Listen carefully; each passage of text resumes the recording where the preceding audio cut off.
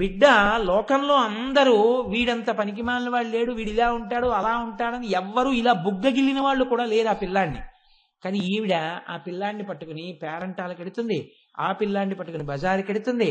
అందరూ పేరంటాలకు వచ్చిన మిగతా పిల్లలందరినీ చూసి వీడిని చూసి వీడేవిడు ఇలా ఉన్నాడని చెప్పేసి వాడిని వెటకారం ఆడినా ఆవిడ బెంగ పెట్టుకుని కళ్ళమ్మ నీళ్లు పెట్టుకుని వాడిని తీసుకొచ్చి, నీకేం పర్వాలేదు నాన్న, వాళ్ళందరూ అలా అంటే అన్నారులే, నువ్వు నా వజ్రాల కొండవిరా, నువ్వు నా బంగారు తండ్రివిరా అని కళ్ళమ్మటి నీళ్లు పెట్టేసుకుని, నువ్వు ఒకనాడు వృద్ధిలోకి వచ్చిన తర్వాత వీళ్ళందరూ నీ కాళ్ళ మీద పడతారులే నాన్న, తొక్కదేముందిరా ఒంటి మీద్ది, నీ మనసు బంగారం నాన్న, పార్వతీదేవి నలుపు, నారాయణుడు నలుపు, ఏది నలుపు కాదురా, లోకానికి నీళ్ళిచ్చేటటువంటి మేఘం నలుపు, అన్నీ నలుపు, తెలుపుగా ఉన్నవన్నీ కూడా ఓ పైకి తెల్లగా కనపడినవన్నీ గొప్పవేమిటి, ఇంత మరకబడితే అసహ్యంగా అయిపోయేటటువంటి తెల్ల పంచ గొప్పదా,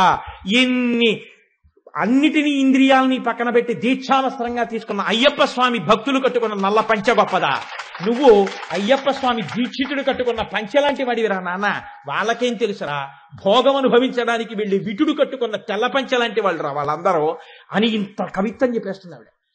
వీడు అసాధారణ ప్రజ్ఞాశాలి అయి వీడి అందం చూడ్డానికి ఏమి ఉండదు. అబ్దుల్ కలాం గారు అందం చూడడానికి ఏముంటుందండి, మధ్యపాపిడి తీసి ఇలా చూపితే ఇంత ఊట జుత్తు ఇక్కడ వరకు పిట్టంత మనిషి, ఏముంటుంది అందం ఆయన వస్తే. కానీ మీరు పేపర్లలో చూసుంటారు, అబ్దుల్ కలాం గారు అలా నిలబడితే పిల్లలు కూడా ఇలా కెమెరాస్ పట్టుకుని నిలబడ్డారు. అబ్దుల్ కలాం గారిని చూడడానికి అంత ఎగబడతారు, లోపలి సౌందర్యం. ఇప్పుడు ఆ పిల్లవాడు అంత వాడయ్యాడు, ఆయనతో ఫోటోలు తీయించుకునేవాళ్ళు, ఆయన ఫోటోలు తీసుకునేవాళ్ళు, ఆయన దగ్గర చేశామన్న వాళ్ళు, ఆయనతో కలిసి ఉండేవాళ్ళు. మా ఆయన ఇంత వాడనేటటువంటి భార్య, మేము ఆ నాన్నగారి బిడ్డలమనేటటువంటి బిడ్డలు ఇంతమంది వచ్చారు. ఆనాడు ఉన్నది ఎవరు, అమ్మొక్కతే. ఆ తర్వాత ముద్దులు పెట్టుకున్న వాళ్ళందరూ వాడి యొక్క విభూతులను చూసి ముద్దులు పెట్టారు. ఏ విభూతి లేదని లోకం వదిలిన నాడు ముద్దు పెట్టుకున్న పెదవులు అమ్మ పెదవులు కదండి. ఆ పెదవుల యొక్క ముద్రలు ఎన్ని మాటలు పడ్డాయో ఆ పిల్లవాడి వృద్ధికి అన్ని ఆశీర్వచనాలు పడ్డాయి. ఆ పెదవుల ముద్రలు ఈ పిల్లవాడి నాడిలా అవడానికి హేతువులు కదండి. అమ్మవారు నిత్య యవ్వన కాబట్టి ఆవిడ పెదవులు ఎప్పుడూ అలా ఎర్రగా ఉండడంలో పెద్ద ఆశ్చర్యం ఏం లేదు. రదనచ్చదా, ఆ పెదవులు మూసుకుని ఉన్నాయి అంటే ఇప్పుడు పెదవులు విప్పితే ఏమవుతుందన్న విషయం మీకు చెప్పట్లేదని గుర్తు కదండి. పెదవులు ఇలా విచ్చుకునున్న రెండు పెదవులు కనపడతాయి, కానీ అలా విచ్చుకుని ఉంటే రెండు పెదవులే కనపడతాయంటే తప్పు, ఇంకా కనపడతాయి కొన్ని. కాబట్టి వాళ్ళు ఏది మాట్లాడుతున్నారు అంటే మీరు చాలా జాగ్రత్తగా దాన్ని ధ్యానం చేస్తే ఆ నామాన్ని అని కూర్చున్న అమ్మవారి గురించి మాట్లాడుతున్నారు. ఆ నోరు విప్పలేదు ఆవిడ, విప్పకుండా కూర్చుంది. అలా విప్పకుండా కూర్చున్నటువంటి అమ్మవారు ఎవరున్నారో ఆ తల్లి యొక్క పెదవులు రదనచ్చదా, తెరవలే ఉన్నవి. ఇప్పుడు ఈ తెర ఉంటే ఏమైంది, వెనక ఏముందో మీకు తెలియదు. తెర అన్నది దేనికి ఉపయోగపడుతుందంటే వెనక ఉన్నటువంటి వస్తువుని తెలియచేయకుండా ఉంచేదాన్ని తెర అంటారు. అసలు అద్వైత సంప్రదాయంలో అమ్మవారే ఒక పెద్ద తెర. అంటే శ్రీ విద్యా సంప్రదాయమునందు ఆవిడ మహారాజ్ఞి, పరిపాలకురాలు, ఆవిడ మోక్షాన్ని ఇవ్వగలదు. అద్వైత సంప్రదాయమునందు అమ్మవారిని మాయాశక్తిగా చెప్తారు. దానివల్ల వచ్చేటటువంటి దోషము లేదు, దానివల్ల అమ్మవారిని తక్కువ చేసినట్టు కాదు. ఆ మాయ పరబ్రహ్మము యొక్క శక్తి. ఈ మాయ అన్నది అమ్మవారు ఏం చేస్తుంది అంటే చాలా గమ్మత్తుగా ఉంటుంది. అమ్మవారు వేసేటటువంటి మాయా అనబడేటటువంటి అవనిక తెర వల్ల మీకు ఒక నష్టం కలుగుతూ ఉంటుంది. ఏమిటా నష్టం అంటే శివ దర్శనం కలగదు, అంటే ఆత్మదర్శనం అవదు, ఈశ్వర దర్శనం అవదు. ఎప్పుడూ బహిర్ముఖంగా తిరుగుతూ ఉంటాడు, ఎప్పుడు ఇంద్రియముల చేత సుఖములను అనుభవిస్తూ ఉంటాడు. అందుకే అమ్మవారి యొక్క మూర్తి చాలా గమ్మత్తయింది. ఎందుకో తెలుసా అండి? సింధూరారుణ విగ్రహం త్రినయనాం మాణిక్య మౌళి స్ఫురత్ తారానాయక శేఖరాం స్మితముఖీం ఆపీనవక్షౌరుహాం. ఇవి ఆవిడ మహారాజ్ఞీ తత్వాన్ని, ఆవిడ యొక్క అమ్మతనాన్ని చెప్తాయి. ఇది తారానాయక శేఖరాం స్మితముఖీం ఆపీనవక్షౌరుహాం వరకు. కానీ పాణిభ్యాం అలిపూర్ణరత్న చషకం ఇక్కడొచ్చింది. అమ్మవారు చేతిలో ఒక బంగారు పాత్ర పట్టుకుంది. ఇప్పుడు ఈ బంగారు పాత్రలో ఏముంది? అందులో తేనె ఉంది అనుకోండి, సమయాచారాన్ని బట్టి తేనె ఉంది. ఆ తేనె కోసం గండు తుమ్మెదలు మూగుతున్నాయి. ఆవిడ ఒక చేతిలో తామర పువ్వు పట్టుకుంది. రత్న ఘటస్థ రక్త చరణాం, ఆ తల్లి ఒక కుండ వంటి ఆకారము కలిగినటువంటి రత్నములతో చేయబడిన పాదపీఠం మీద తన పాదాలు పెట్టింది. ఇప్పుడు ఇలా తామర పువ్వుని, ఇలా తేనె పాత్రని పట్టుకుంది. దాని మీద తుమ్మెదలు ముసురుతున్నాయి. ఆవిడ ఏం చేస్తుందంటే, ఈ చేతిలో తామర పువ్వు ఎందుకో తెలుసా అండి?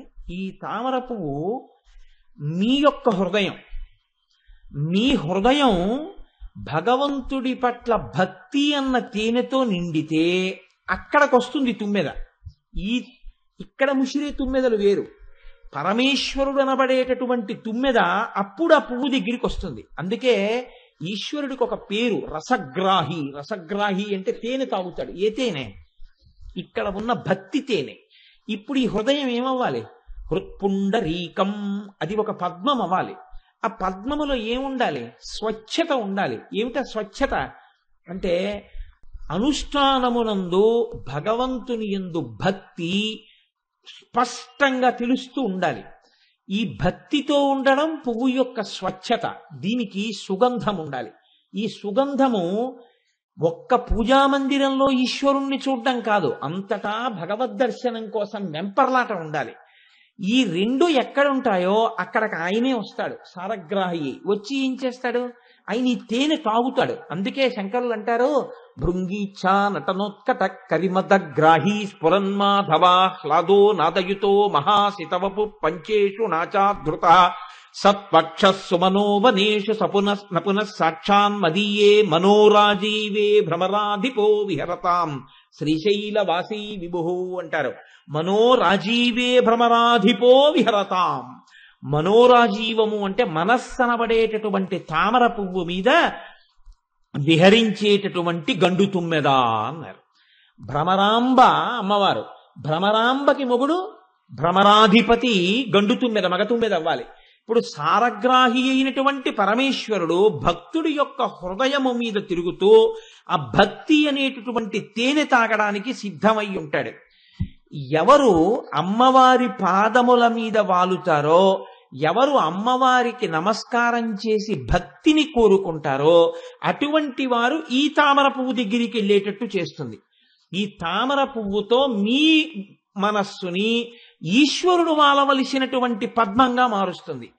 ఎవడు ఇంద్రియ లంపటంతో ఉండి అమ్మవారి పాదముల వంక చూడడో వాడికి తేనె మీద ముసిరేటట్టు చేస్తుంది. అంటే ఆవిడేమనదు, ఇంద్రియ సుఖములను ఇచ్చేస్తుంది.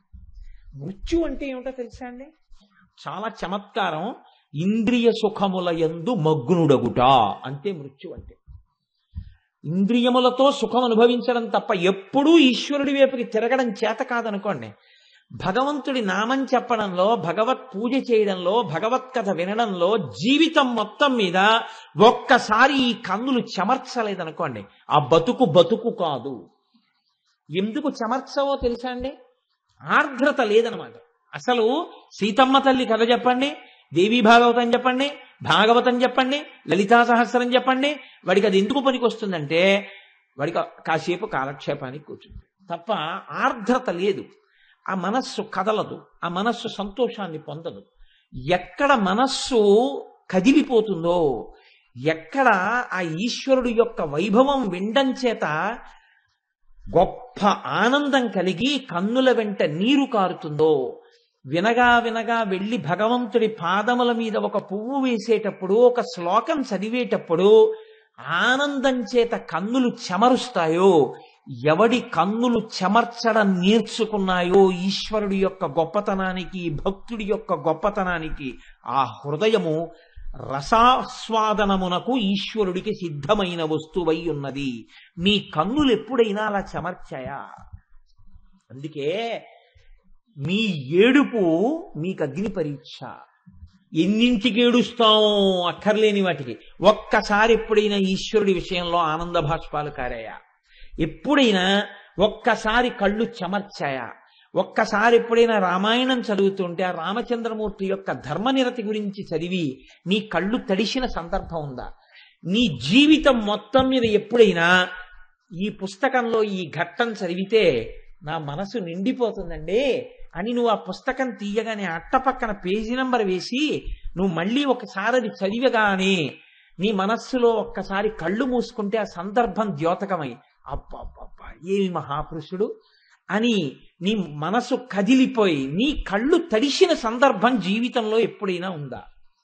ఎప్పుడూ వస్తువుల గురించే ఏడిచావా? దీనికి ట్రైనింగ్ ఎవ్వరూ ఇవ్వలేదు నీకు ఏడవమని. పుట్టుక ఏడుపు, చావు ఏడుపు, రెండిటి మధ్య ఉంచుకున్నది ఏడుపి తప్ప నీకు ఏడుపుతో పుట్టిన వాడివి ఏడవకుండా నవ్వుతూ వెళ్ళిపోగలిగినటువంటి స్థితి కోసం బోధంతా వచ్చింది. ఇది నేను కాదు, నేను ఆత్మని అని తెలుసుకుని పరమ సంతోషంగా చిరునవ్వుతో ఈ శరీరాన్ని కట్టిన బట్ట విప్పినంత తేలికగా ఈ శరీరాన్ని విడిచిపెట్టగలిగినటువంటి జ్ఞానసిద్ధి కొరకు, అంతటి భక్తి కొరకు నువ్వు ఆ బోధని విని లోపల జీర్ణం చేసుకుంటున్నావా? అలా కాకపోతే బతుకంత ఏడుపే. పుట్టినప్పుడు ఏడిచావు, వెళ్ళిపోయినప్పుడు ఏడిచావు. నిన్ను తలుచుకుని ఏడిచే రోజంటూ ఉంటే మీరు చూడండి, లోకంలో అన్నిటి కోసము ఏడిచి ఏడిచి ఏడిచి ఏడిచి బతికిన వాడి కోసం ఏడిచే వాళ్ళు 5-6 రోజులే ఉంటారు. నేను ఈ మాట ఎందుకంటున్నానో తెలుసా అండి? గరుడ పురాణాన్ని ఆధారం చేసి చెప్తున్నాను. జీవుణ్ణి తీసుకెళ్లరు, పైన నించోబెడతారు. చూడవాయా ఏమిటి అంత బాధపడిపోతున్నావు రావడానికి?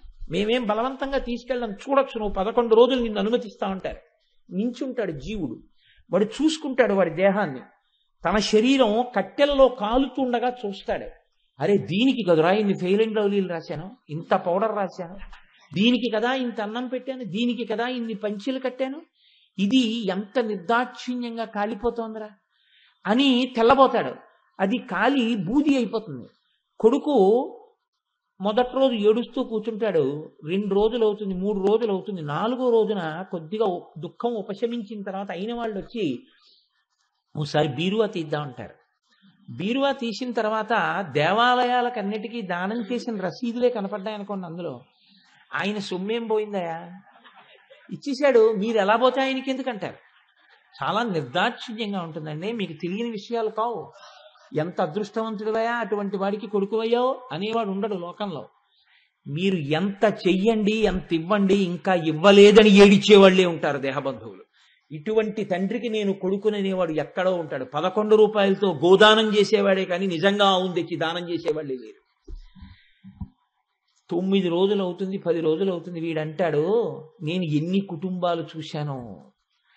కర్త ఉప్పు కారాలు బాగా తక్కువగా ఉన్నటువంటి పదార్థాన్ని తిని తల్లిదండ్రుల యొక్క యశస్సుని స్మరణ చెయ్యాలి. 4 రోజులు అయిపోగానే అంటారు, ఎన్నాళ్ళు ఈ దిక్కుమాల గోళ తినలేక చేస్తున్నాం, పర్వాలేదు ఏం పర్వాలేదు కాస్త సాంబార్ పెడుతూ అంటాడు. లేకపోతే అదేంటి 4 వడలు తగలాయి అంటాడు. ఎంత బాధ అంటే ఇంకా ఎప్పుడెప్పుడు 11వ రోజు వస్తుందా అని చూసి అవతల లీవు దొరకట్లేదు, ఈ గోడలోటి 11 రోజులు అని చెప్పేసి అక్కడికి వెళ్ళలేకపోయాను, ఇక్కడికి వెళ్ళలేకపోయానని ఏడిచి 11 రోజులు అయిపోగానే 11వ రోజు సంతర్పణ అవుతుంటే బావమరుదులు వచ్చి బట్టలు పెట్టేస్తారు. పెట్టి ఆ బావా ఎన్నాళ్ళు ఇలా ఏడుస్తూ కూర్చుంటావు, చక్కగా నువ్వు ఇంకా ఉత్తరీయాన్ని కుడి భుజం మించి ఎడం భుజం మీదకి మార్చు, ఇక యజ్ఞోపవీతాన్ని అపసవ్యం చేయడం మానేసి కొత్త యజ్ఞోపవీతం వేసేసుకుని ఇంకిక్కడి నుంచి భోగం అనుభవించంటారు. అంటే ఆయన ఏం చేస్తాడంటే మామూలుగా వండుకు తినేస్తుంటాడు, సిద్ధపడిపోతాడు. అప్పుడు వీడు చూస్తాడు పైనుంచి, వీడి కోసం నేను ఇంత కష్టపడింది, వీడు తిథి కూడా ఇక జ్ఞాపకం పెట్టుకునేటట్టు లేడు, వీడు చేసింది ఏమీ లేదు నా కోసం, వీడు 11 రోజులకి ఇంత బాధపడిపోతున్నాడు, వీడి కోసం నా జీవితం అంతా వదిలిపెట్టేశాను, అలా కాలిపోయింది. ఇప్పుడు ఇక నేను చేసేదేముంది, శరీరం లేదు, ఎటు పోవాలో అటు పోవడమే అంతే. కాబట్టి ఇప్పుడు వాళ్ళతో అంటాడు, పదండి వచ్చేస్తున్నాను. ఇంకెందుకు నమ్ముకుని అక్కడ ఏం చేస్తావు నువ్వు? వాడు సినిమాకి వెళ్ళిపోతాడు, షికారుకి వెళ్ళిపోతాడు, ఇంకెందుకు అక్కడ, ఇప్పుడు పోతానంటాడు. ఇది లోకానికి ఉండేటటువంటి లక్షణం. ఏడుస్తూ పుట్టి ఏడుస్తూ పోయి నువ్వేం సాధించావు? నీ జీవితంలో ఒక్కసారి ఈశ్వరుడి గురించి ఏడిచిన రోజు ఏదైనా ఉంటే నాకు చెప్పు, నీ పాదాలకి నేను నమస్కారం చేస్తాను. ఎందుకనంటే వాడు మహాత్ముడు. భగవంతుడు గుండెల్లో కదలడం వల్ల ఈశ్వర ప్రసాదాన్ని చేతిలో పట్టుకున్నప్పుడు, ఒక క్షేత్రం జ్ఞాపకానికి వచ్చినప్పుడు, ఒక మహాపురుషుడు స్మృతిలో కదిలినప్పుడు, అబ్బా ఏమి జీవితాలు అనిపించి గుండెలు కదిలిపోయి 4 మాటలు చెప్పలేక నీ కళ్ళు తడి పొందితే అప్పుడు చెప్పు, నీ పాదాలకి నా శిరస్సు తాటించి నమస్కరిస్తా. ఇన్నింటికో ఏడిచావు ఈశ్వరుడి గురించి ఒక్కరోజు అంతర్విచారణ చేసుకుంటే నిజమే. నేను ఒక చంద్రశేఖర పరమాచార్య స్వామి వారి గురించి ఏడ్చిన రోజు లేదు నా జీవితంలో. భగవాన్ రమణుల గురించి నేను ఏడిచిన రోజు లేదు నా జీవితంలో. ఒక చంద్రశేఖర భారతీ స్వామి వారి గురించి నా కన్నులు తడి అయిన సందర్భం లేదు నా జీవితంలో. నేను ఈశ్వర పూజ చేసి కోరికలు అడిగిందే కానీ ఈశ్వరుడి పట్ల కృతజ్ఞతతో నా కన్నులు నిండిపోయిన రోజు లేదు నా జీవితంలో.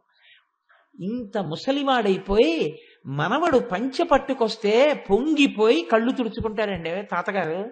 ఇన్నిచ్చిన ఈశ్వరుడికి మర్యాదతో కళ్ళు తుడుచుకున్న తాతనొకడిని నాకు చూపించండి అంటే, నేను ఈ మాట ఎందుకంటున్నానంటే, నన్ను దృష్టిలో పెట్టుకుని, మీ కళ్ళు ప్రతిక్షణం చవరించే కళ్ళు, మీరు ప్రాజ్ఞులు, మహాభక్తులు, మిమ్మల్ని ఉద్దేశించి కాదు నేను అంటున్నది.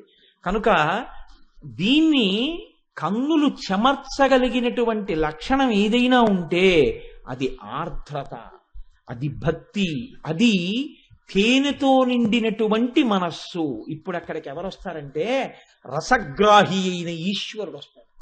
వచ్చి ఆ తేనె తాగుతాడు, ఆ పువ్వులో పడుకుంటాడు. ఆ హృదయం సామాన్యమైంది కాదు, అది నడిచే దేవాలయం. ఆ శరీరం అది నిరంతర పూజా మందిరం. అక్కడ ఊపిరి యందు ఈశ్వరోపాసనం జరుగుతూ ఉంటుంది.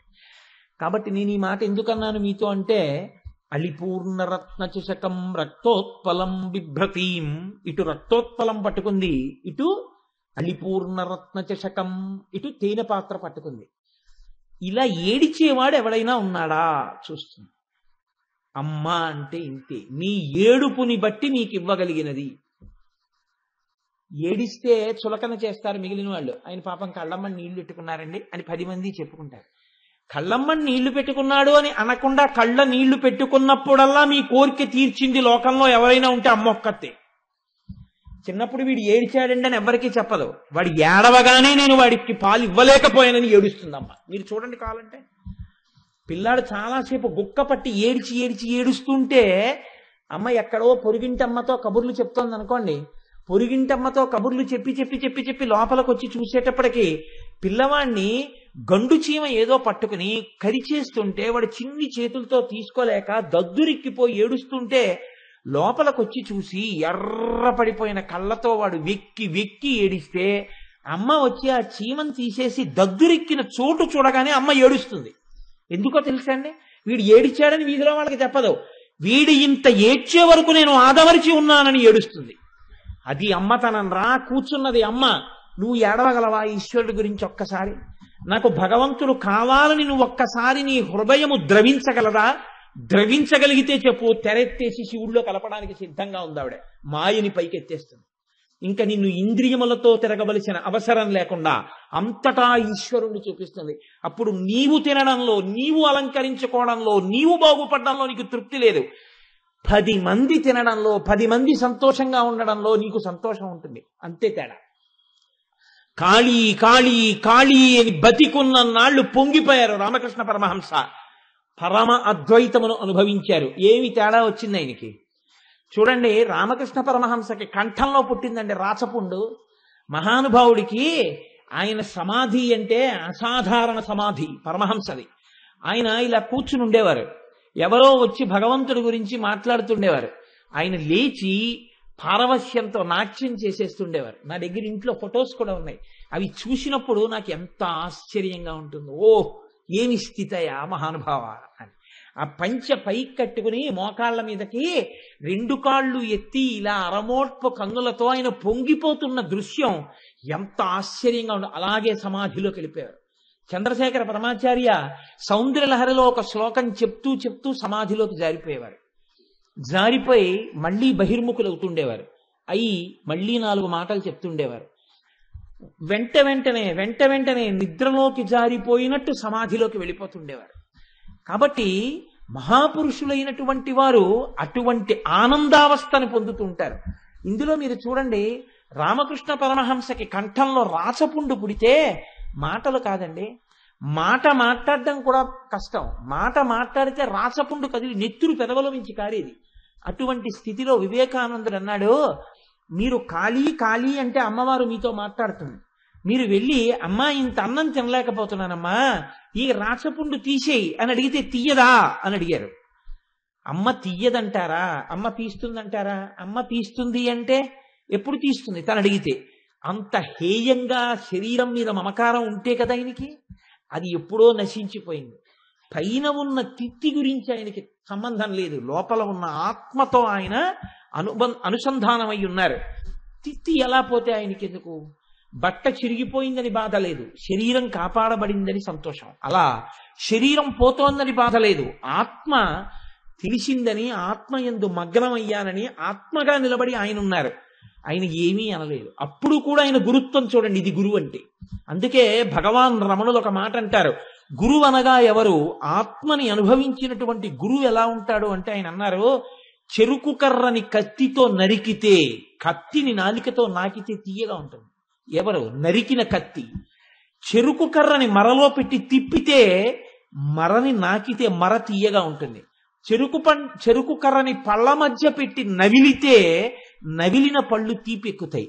పిప్పైపోయిన చెరుకు పక్కన పడిపోవచ్చేమో కానీ తీపినివ్వడం మాత్రం వదిలిపెట్టలేదు. అలాగే కష్టం వచ్చినా సుఖం వచ్చినా, పుండు పుట్టినా ఆరోగ్యంగా ఉన్నా, ఆ సుఖంగా ఉన్నా దుఃఖంగా ఉన్నా, ఈశ్వరుడి పాదములను లోపల స్మరించకుండా ఉండలేని వాడెవడున్నాడో వాడు గురువు, వాడు భక్తి తత్పరుడు, వాడు రసహృదయం ఉన్నవాడు.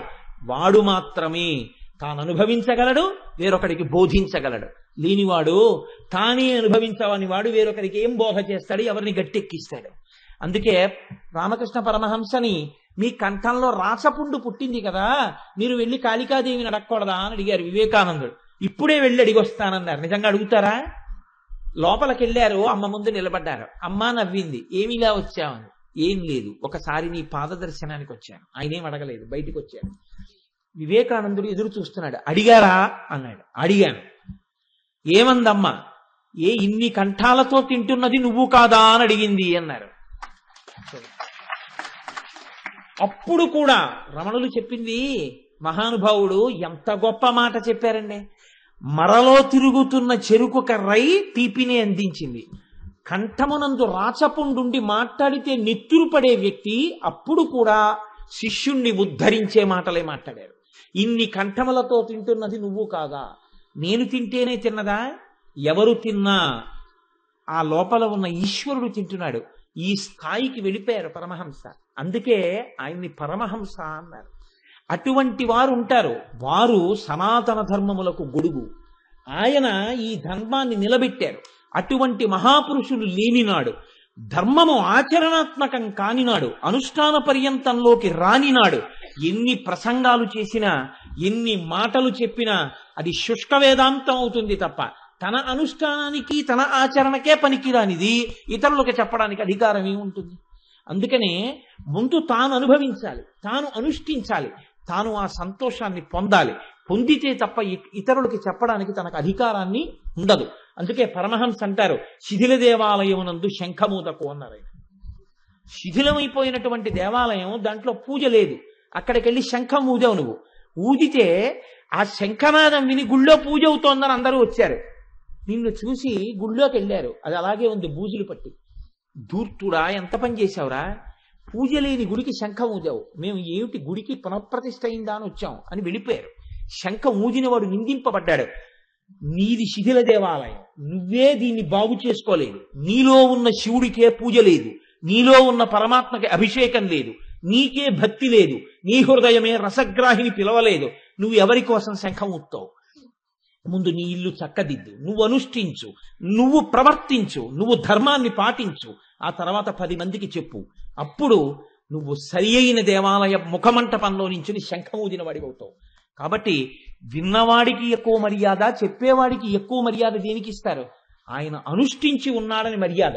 మీ అందరూ ఇంతమంది కింద కూర్చున్నారు, మీ అందరూ నాకన్నా అధికులే, మీరు ఎందుకు కింద కూర్చుని నాకు ఇంత వేదిక వేశారు అంటే మీకు ఒక నమ్మకం, నేను చెప్తున్నది నేను నమ్మానని, నేను లోపల చాలా సంతోషించి పొంగిపోతూ మీకు చెప్తున్నానని మీరు నమ్ముతున్నారు. మీరు నమ్మడానికి కనీసం అనుష్ఠించడం మాట దేవుడెరుగు. నాకు ఆ నమ్మకమే లేకుండా పుస్తకం పెట్టుకుని నేను చెప్తే లోపల నమ్మకం లేని పలుకులు నేను నా పెదవుల మించి పలికితే ఎవరిని ఉద్ధరించడానికి ఆ పలుకులు? నాకన్నా డబ్బుల కోసం నటించినటువంటి నటుడు కొన్ని కోట్ల రెట్లు యోగ్యుడవుతాడు. అటువంటి నట సార్వభౌముల కన్నా నేను పెద్ద నట సార్వభౌముని అవుతానప్పుడు, అంత పెద్ద నటరత్నల కన్నా నేను పెద్ద నటరత్ననవుతానప్పుడు, నట సామ్రాట్టుల కన్నా నేను నట సామ్రాట్టునవుతానప్పుడు. నువ్వు నటించిన నటన చేత పాడైపోతావు. ఎందుకు వచ్చింది? నువ్వు అనుష్ఠించు. నువ్వు ముందు ఇక్కడ విశ్వాసం పెట్టుకో. నువ్వు విశ్వసించి నమ్మి దృఢదీక్షతో అప్పుడు నువ్వు పలుకు. ఆ పలుకు ఇతరులను ఉద్ధరిస్తుంది అంటారు రామకృష్ణ పరమహంస. కాబట్టి చూడండి, నేను ఎందుకు ఈ మాట చెప్పవలసి వచ్చింది అంటే, ఎక్కడెక్కడ తెర ఎత్తబడినదో అక్కడక్కడ ఆర్తితో కూడిన ఏడుపు ఉన్నది. నాకు భగవంతుడు కావాలని ఏడిచేవాడొకడుంటే, అది కూడా చాలా గొప్పగా ఈశ్వరుడి కోసం, ఏ కోరిక లేకుండా, నాకు బట్టల జత కావాలని, మా అబ్బాయికి ఉద్యోగం కావాలని, మా అమ్మాయికి పెళ్ళవ్వాలని ఏడవడం కాదు. ఒక్కసారి ఈశ్వరా నా కంటికి కనపడవా అని ఏడిచేవాడుంటే వాడి కోసం శివుడు సిద్ధంగా ఉన్నాడు. అందుకే ఆ మహానుభావుడు ఒక మాట అంటారు, నిన్నే రూపముగా తలంతు మొదలో నీ రూపు మోకాలో స్త్రీచన్నో కుంచమో మేకపెంటికయో నాకున్ సాకారంబుగా చూపవే చిన్నీరేటి విహారమత్త మధుపా శ్రీకాళహస్తీశ్వర అంటాడు ధూర్జటి. నువ్వు భక్తులను అనుగ్రహించడానికి రకరకాలుగా కనపడ్డావు, ఈ భక్తుణ్ణి కూడా అనుగ్రహించడానికి ఒక్కసారి సాకారంగా కనపడవయ్యా శంకర అని ఏడిచాడు. అంతే. మహానుభావులు చూడండి, కృష్ణదేవరాయల వారి ఆస్థానంలో ఉన్న వాళ్ళు అష్టదిగ్గజాలు ఎన్నో పుస్తకాలు రాశారు. ఏ పుస్తకమైనా దేవాలయాల గోడల మీద నిలబడిందా?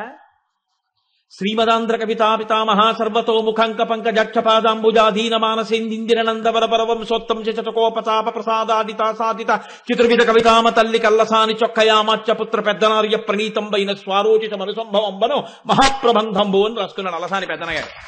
ఎక్కడ నిలబడింది పెద్దనగారి గ్రంథం? నేను ప్రబంధాన్ని తక్కువ చేసి మాట్లాడటం లేదు. ఏ దేవాలయపు గోడల మీద నిలబడింది? అందులో ఎన్ని చమత్కారాలైనా ఉండొచ్చు, ఎంత గొప్ప గొప్ప పద్యాలైనా ఉండొచ్చు. ఒక్క పద్యం చెప్తే అటజని కంచ భూమి సురుడంబర చుంబి శిరస్సరజ్జరీ పటల ముహుర్ముహుర్లుట దభుంగ తరంగ పృదంగ నిస్మల స్ఫుట నటనారు రూప పరిపుల్ల కలాప కలాపి జాలమున్ గటక చరత్కరేణుకర కంపిత సాలము శితశైలమున్. ఒక్క బ్రాహ్మణ బ్రహ్మచారిని వర్ణిస్తే అర్ధచంద్రుని తేట నవఘలించుల లాట పట్టి తీర్చిన గంగ మట్టితోడ చెక్కుటద్దముల యందు జిగివిల్లువలు చిందు రమణీయమణి కుండలములతోడ పసిడి వ్రాత జలంగు మిసిమిదోప జలంగు అరుణంశకొత్తరీయంబుతోడ సరిలైన రాకట్టు జెలువా మొలకట్టు బెడగారు నిర్కావి పింజతోడ ధవళ ధవళములకు జన్నిదములతోడ కాశికాముద్రగిడిన బుంగరంబుతోడ శాంతరసముప్పు బ్రహ్మ తేజంబుతోడ ప్రవరుడయ్య వియచ్చర ప్రవరుడపుడు. ఎటువంటి పద్యాలైనా ఇచ్చారు పెద్దనగారు. నేను ఆయన సాహిత్యాన్ని తప్పు పట్టట్లేదు, ఆయన ప్రబంధం తక్కువని నేను చెప్పట్లేదు. కానీ గుడిగోడలకు ఎక్కింది ఏది ఎక్కింది? ధూర్జటిది ఎక్కింది. ఎందుకు ఎక్కింది? ఆర్తితో చెప్పుకున్నాడు. ఏది చెప్పుకున్నాడు? తన గొప్ప చెప్పుకోలేదు, తన తప్పు చెప్పుకున్నాడు వెళ్ళి పరమశివుడికి. రోషీరోయదు కామినీ జనుల తారుణ్యోరు సౌఖ్యంబులన్ బాసీబాయదు పుత్రమిత్రధన సంపద్భ్రాంతి వాంఛాలతల్ కోశీకోయదు నామనంబకట నీకున్ ప్రీతిగా సత్క్రియల్ చేసి చేయదు దీని త్రుళ్ళనసవే శ్రీకాళహస్తీశ్వర అని చెప్పుకున్నాడు. అలా చెప్పుకున్నాడు కాబట్టి నా చదువెందుకయా? ఎందుకొచ్చిన చదువు? పనికిరాని చదువు. నా కవిత్వం కవిత్వమా? నిన్ను చేరుకోవడానికి ఇది ఉపాసన వస్తువు కాకపోతే, నా కవిత్వము నా పాండిత్యము నీ పాదముల ముందు దీపం కాలేకపోతే, నీ దర్శనానికి ఇది హేతువు కాలేకపోతే నా విద్య ఎందుకు పనికొస్తుందయా అన్నారు. బిరుదుల కోసం అని చెప్పేసి కవిత్వం చెప్పుకోలేదు ధూర్జటి. అందుకే మహానుభావుడు అంటాడు, ఏ వేదంబు పఠించలు తభుజగంబే శాస్త్రములు సూచతానే విద్యాభ్యాసమునచ్చ కరి చించే మంత్రమూహించే బోధావిర్భావ నిధానముల్ చదువులయ్యా కాదు మీ పాద సంసేవాశక్తియ కాక జింతు తతికిన్ శ్రీకాళహస్తీశ్వర అంటాడు. ఈ ఆర్తి ఎక్కడుందో అక్కడ గోడల మీదకి ఎక్కింది కాళహస్తీశ్వర మహాత్మ్యం, కాళహస్తీశ్వర శతకం. చిరాయు అయ్యాడు మహానుభావుడు. ఒక్క మాట రాసుకున్నారు పోతన గారు. అమ్మల గన్నయమ్మ ముగురమ్మల మూలపుటమ్మ చాలా పెద్దమ్మ సురారులమ్మ కడుపారడి బుచ్చిన యమ్మ తన్నులు నమ్మిన వెల్పుటమ్మల మనంబున ఉండెడి అమ్మ దుర్గమాయమ్మ కృపాబ్దినిచ్చుట మహత్వ కవిత్వ పటుత్వ సంపదలన్నారు. ఎంత పొంగొచ్చిందో ఆ హృదయానికి. మాయమ్మ అన్నారు. అనగానే అది ఎక్కడుంది? ఇంటి లక్ష్మీకమ్మికి తోరణం కట్టినట్టు విజయవాడ కనకదుర్గమ్మ తల్లి గుడి అందరి ప్రమాదాలు బాపేదైతే లక్ష్మీకమ్మికి తోరణమై పోతన గారి పద్యం పట్టుకుంది. పోతన గారు ఆ స్థాయిని ఎలా పొందగలిగారు? ఆర్తితో పిలిస్తే నిన్ను పరమశివుల్లో కలపడానికి, ఇక్కడే ఇప్పుడే మోక్షం ఇవ్వడానికి ఆ తల్లి సిద్ధంగా ఉంది. ఆ తల్లే పెద్ద తెర. కాబట్టి ఇప్పుడు రతనచ్చద ఆవిడ పెదవులు తెర ఏమిట్రా? ఆవిడే పెద్ద తెర. ఆవిడ అనుగ్రహం నీకు కలిగిందా? ఆవిడ కాంతి ఉపాసన నీకు లభించిందా? ఆవిడ కాని మాయా అన్న అవనికని పైకెత్తిందా? పరబ్రహ్మంతో కలిసిపోతావు. ఇక్కడే ఇప్పుడే నీవే పరబ్రహ్మమని తెలుసుకుంటావు. ఇటువంటి శక్తిని ఇయ్యగలిగినటువంటి అమ్మ ఉన్నదే, ఆ అమ్మ యొక్క పెదవులను మేము స్తోత్రం చేస్తున్నామంటున్నారు వశిన్యాది దేవతలు. అందుకని చూడండి, నవ విద్రుమ బింబ శ్రీన్యక్కారి రథనచ్చదా. సరే, బాహ్యంలోకి వస్తే వశిన్యాది దేవతలు ఇలా పిలిచారు, అలాగే వ్యాస భగవానుడు దాన్ని గ్రంథస్థం చేశాడు.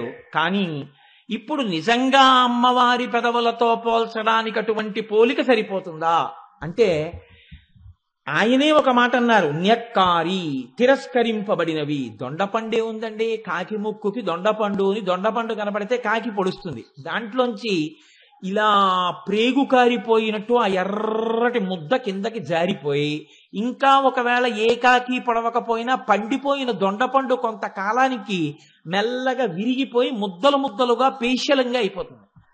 కానీ అమ్మవారి పెదవి ఎప్పటికీ అలా కాదు కదా. అలా కాని అమ్మవారి పెదవిని మీరు దొండపండుతో ఎలా పోలుస్తారు? నవ విద్రుమము. విద్రుమము పగడం ఎంత గొప్పదైనా అవ్వచ్చు, కానీ ఆ పగడం గట్టిగా ఉంటుంది. పగడము కాంతి కొంతకాలానికి తరిగిపోతుంది, ఆ శోభ క్షీణించిపోతుంది, గీతలు పడిపోతాయి. కానీ అమ్మవారి పెదవులకు అటువంటి లక్షణం లేదే. మీరు నన్ను సహృదయంతో మన్నించగలిగితే అది ఎంత పగడమైనా ఎంత దొండపండైనా దాని పట్ల అంత మక్కువ కలిగిన వాడు ఉండడు. కానీ మన్మధుణ్ణి గెలిచినటువంటి పరమశివుడికి అధరాపానాశక్తిని కల్పించినటువంటి అధరం, అటువంటి అధరానికి దొండపండుకి పోలిక ఎలా వేస్తారు మీరు? కాబట్టి నవవిద్రుమ బింబ శ్రీన్యక్కారిదనచ్చద. అమ్మా, నీ యొక్క పెదవులు ఆ రెండిటి యొక్క కాంతిని తిరస్కరిస్తున్నాయి అన్నారు. ఇంకా గమ్మత్తుగా చెప్పవలసి వస్తే అసలు నీ పెదవులకు ఉపమానం లేదు, అది దాని అర్థం.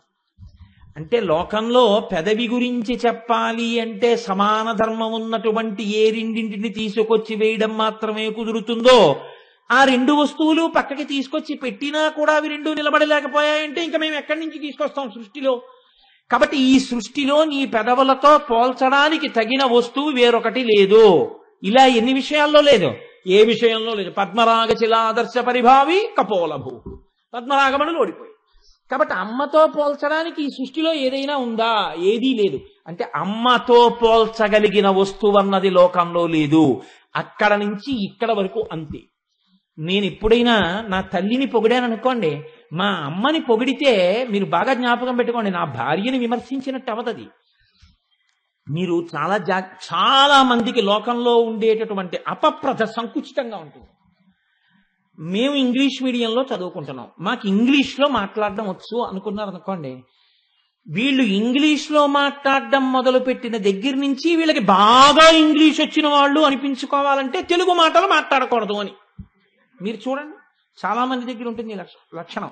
ఇది ఎంత దూరం ఉంటుందంటే, వాడు నేను గోదావరి ఎక్స్ప్రెస్లో వచ్చానండి అనడం, గోదావరి ఎక్స్ప్రెస్లో వచ్చానండి అంటే. ఎందుకు గోదావరి ఏంటి అంటే, నేను ఇంగ్లీష్లో మాట్లాడుతున్నానని వాడికి ఒక తృప్తి అనమాట. అంటే గోదావరి ఏంటి, నువ్వు తెలుగువాడివి, గోదావరి ఎక్స్ప్రెస్ అని నీ తెలుగు దేశంలో ప్రవహిస్తోందని వాళ్ళు ఆ పేరెట్టారు. నువ్వు గోదావరి అంటామని వాళ్ళు పెట్టలేదు. హాయిగా సంతోషంగా నేను గోదావరి ఎక్స్ప్రెస్లో వచ్చానండి అని ఎందుకు అనలేవు?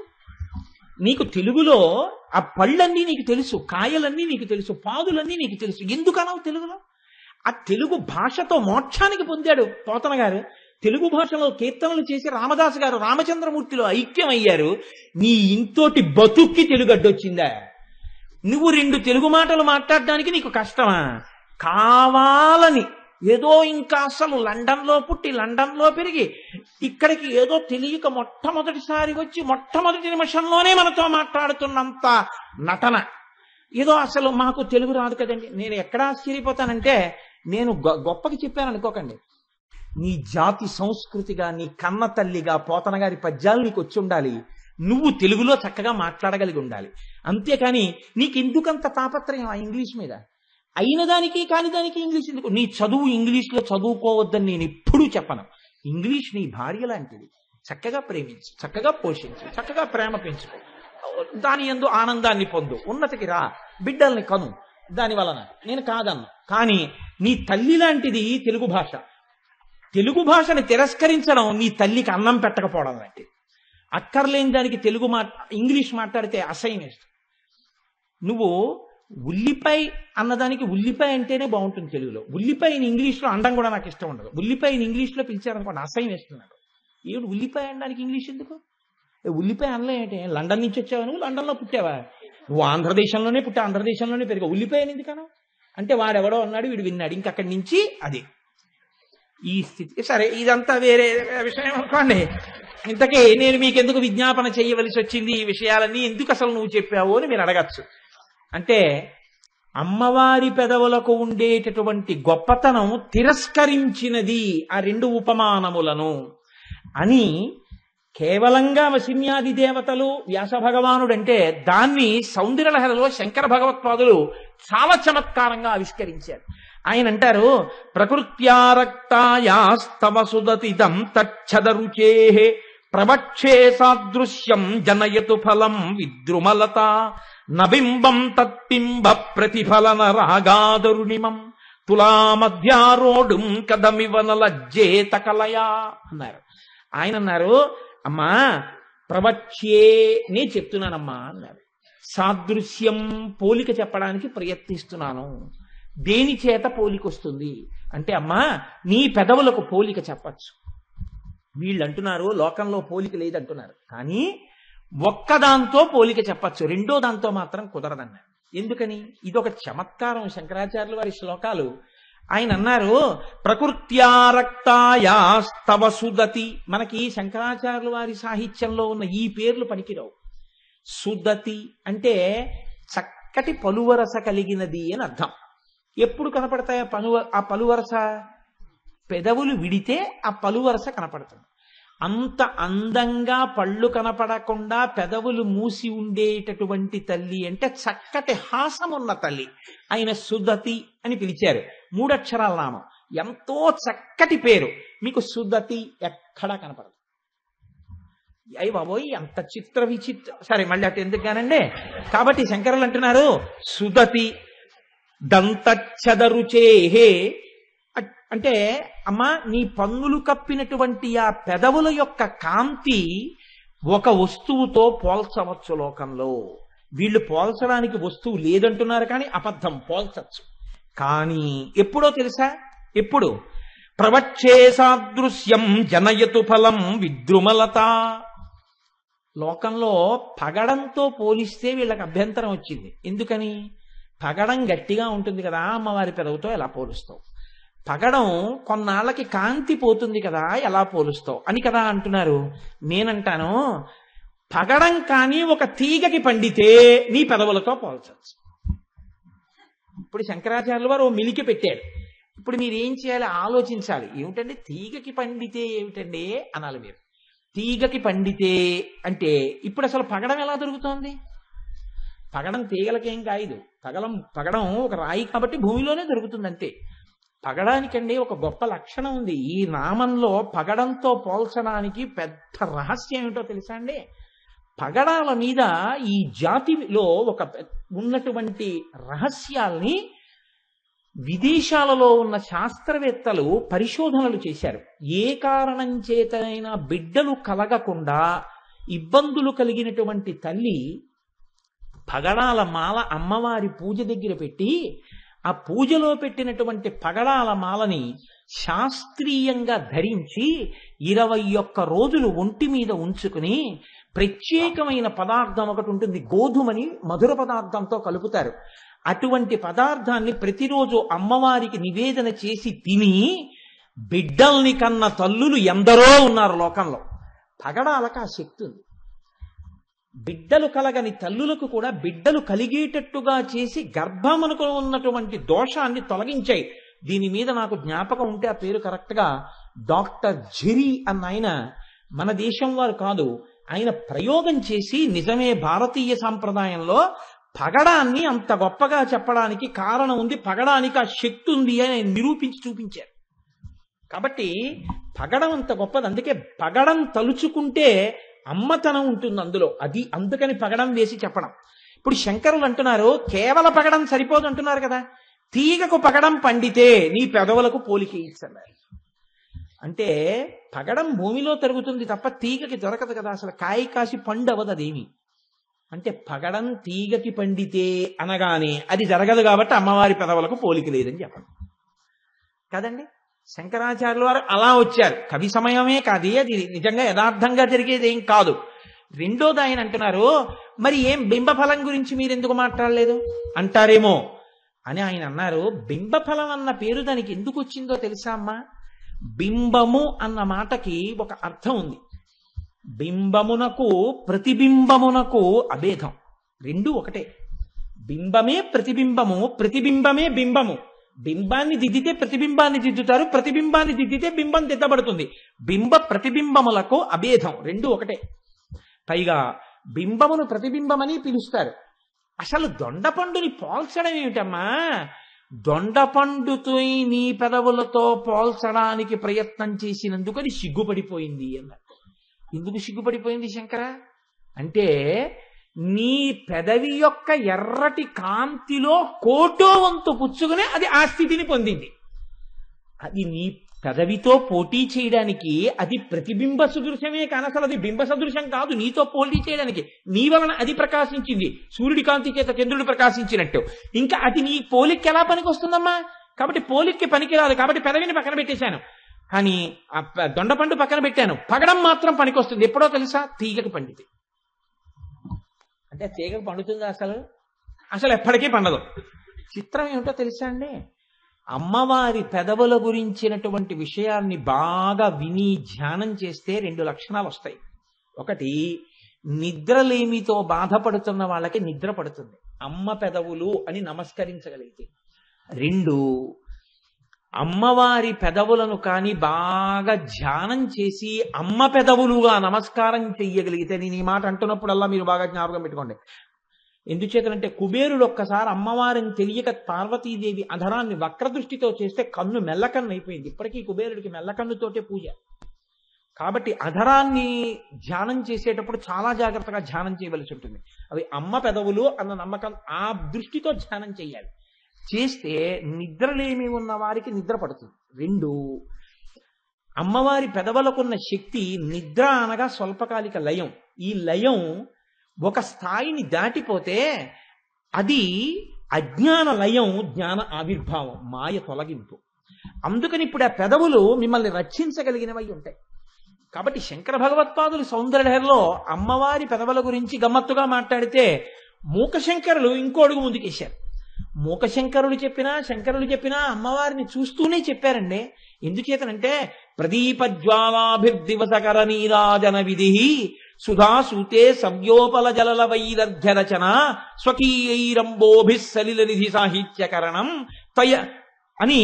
అమ్మా, ఇవి నేను పలుకుతున్న పలుకులు ఏవైతే ఉన్నాయో అవి తవజనని వాచాం స్తుతిరియం. అమ్మ, నువ్వు పలికిస్తే పలుకులే అంటున్నారు శంకరాచార్యుల వారు. అందుకని శంకరులుగా పలికింది అమ్మవారే పలికింది. కాబట్టి ఇప్పుడు మూక శంకరులు పలుకుతున్న మాటలు లేని వాడికి అమ్మవారు దర్శనమిచ్చి ఆయనతో మాట్లాడింపచేసింది. మూకశంకరులు అన్నారు అమ్మవారి గురించి, కలమంజుల వాగనుమిత గళపంజర గత శుకగ్రహ ఉత్కంఠ్యాత్ అంబరదనంబరతే బింబబలం శంబరారి నామ్యస్తం అన్నారు. ఎంత గమ్మత్తైన మాట అంటే, శంబరారి అంటే శంబరాసురుడి యొక్క శత్రు.